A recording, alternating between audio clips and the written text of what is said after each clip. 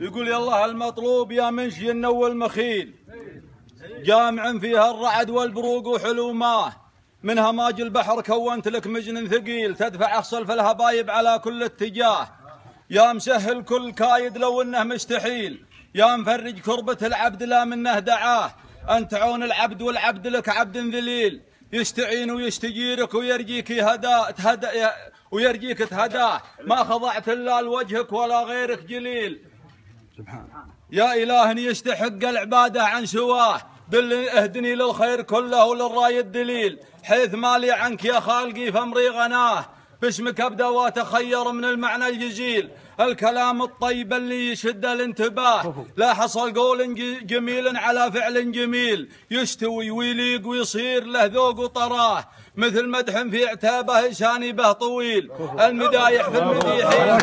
جراه، الجبال الشامخه لا تهز ولا تميل، هكذا تبقى على وضعها طول الحياه، يا سلام الله عليكم وانا عابر سبيل، جيت ابلغكم سلامي وانا صاحب وصاه، شاعر وده يوفي ولو شيء قليل، من حقوق المطلق اللي يهمه ويعناه، جاركم فيما مضى يا مجبنت الدخيل، خصني بكتابة الشعر فيكم من وفاه، قال جيراني لهم ما قفن عندي مهيل، يشهد الله ما حد قبلهم عندي مشاه، أدى غالبة المطانيخ مروين الصقيل، الرجال أهل الوفا اللي لهم وجه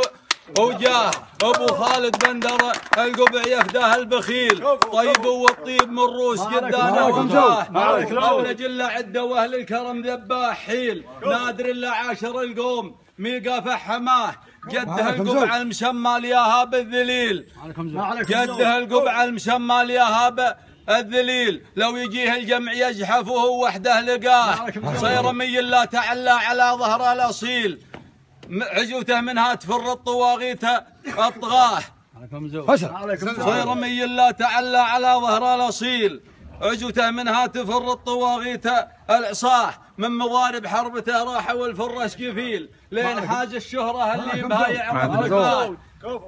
يوم كل له مكاسب وكل له حصيل، مكسبه مجد يسطر تناقلها الرواه، يا عتابه طيبكم ورث جيل بعد جيل، كل واعي فكر ما هو بيجهل مستواه، واخر الدعوه عدد ما درج في الارض سيل، يا صلاه الله على الهاشمي يزكى صلاه.